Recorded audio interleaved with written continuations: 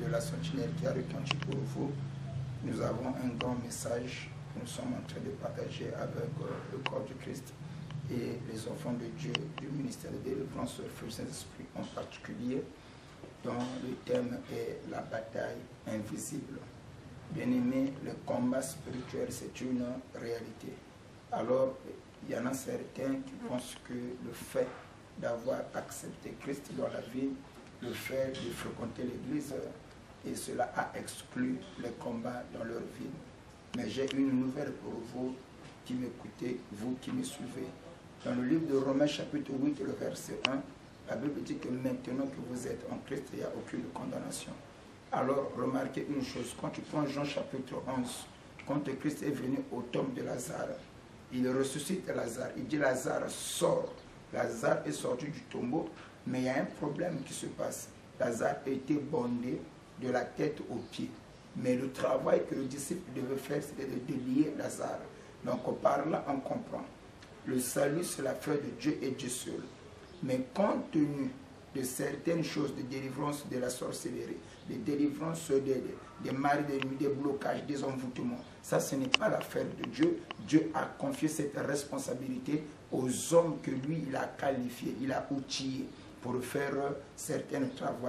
Et la Bible n'exclut pas le combat spirituel. Il dit que revêtez-vous de toutes les armes spirituelles afin de résister dans le mauvais jour. Parce que la Bible reconnaît par là il y a certains jours qui ne sont pas bons mais qui sont mauvais. Mais pour que l'homme puisse tenir tête face à toutes ces choses-là, ils doivent se revêtir des armes spirituelles.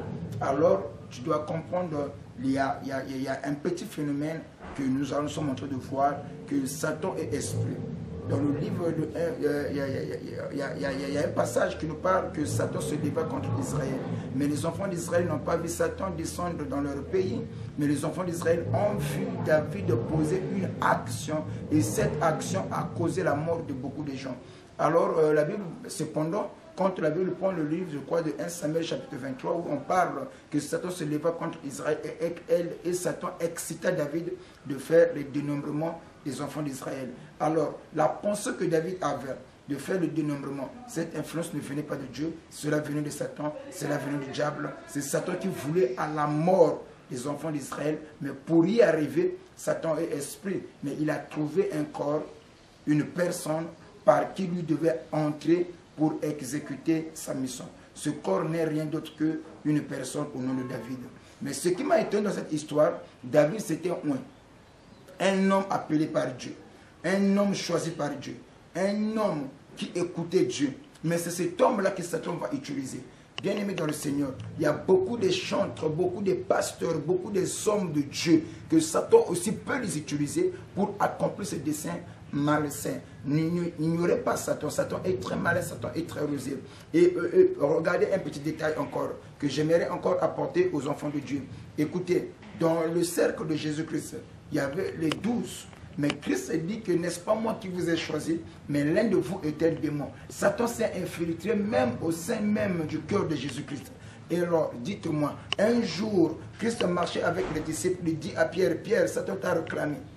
Et plus loin, il dit encore à Pierre, Pierre, arrête de moi, Satan. Il ne dit pas Pierre, arrête de moi, il dit Satan, arrête de moi. Donc Pierre, est-ce que Pierre était Satan? Mais l'esprit qui animait Pierre en ce moment, ce n'était pas l'esprit de Dieu, mais plutôt l'esprit maléfique. Si j'ai pris tous ces éléments-là pour vous montrer, Satan est esprit.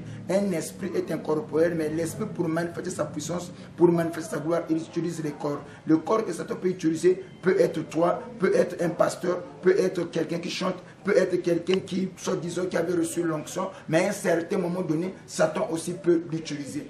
Voilà pourquoi, bien-aimés dans le Seigneur, je vous invite à suivre massivement ce message sur la bataille spirituelle. En réalité, notre ennemi commun que nous avons tous, ce n'est pas notre frère, ce n'est pas notre soeur, mais plutôt c'est le diable. Mais le diable étant l'esprit, il utilise les corps, il utilise des gens pour accomplir ses desseins malsains. Venez suivre l'intégralité de ce message. Je crois, le Dieu Tout-Puissant vous bénira certainement. Alors, il y a combien de gens qui ne veulent plus partir à l'église? Parce qu'ils ont été déçus par les hommes de Dieu. Ils ont été déçus par les frères en Christ. Ils ont été déçus par les sœurs en Christ. Ils ont été déçus par les prophètes. Alors un jour, lorsque le Dieu voulait tuer le roi Akab, le roi Akab, qu'est-ce que Satan, qu'est-ce qu'il y a un esprit qui s'est présenté devant Dieu en disant que je veux entrer dans la bouche de ce prophète et je serai un esprit de mensonge et je le séduirai afin que lui puisse mourir. Donc, par là, nous comprenons, Satan peut entrer dans la bouche de quelqu'un qui prophétisait la vérité. À un certain moment donné, il va commencer à prophétiser les mensonges pour tout simplement égarer les enfants de Dieu. C'était votre humble serviteur, l'apôtre Ange, le messager fidèle. Et suivez cette intégralité du message que nous sommes en train de partager avec vous sur la bataille invisible. Alors, vous pouvez nous contacter sur le numéro qui se trouve sur le bas de votre écran. Le combat spirituel, c'est une réalité. C'est une réalité que nous ne devons pas exclure. C'est vrai que tu as accepté Christ comme Seigneur et Sauveur. Ne néglige pas le combat spirituel. Que le Dieu du messager fidèle, le Dieu de l'apôtre Ange Céleste vous bénisse richement. Ciao.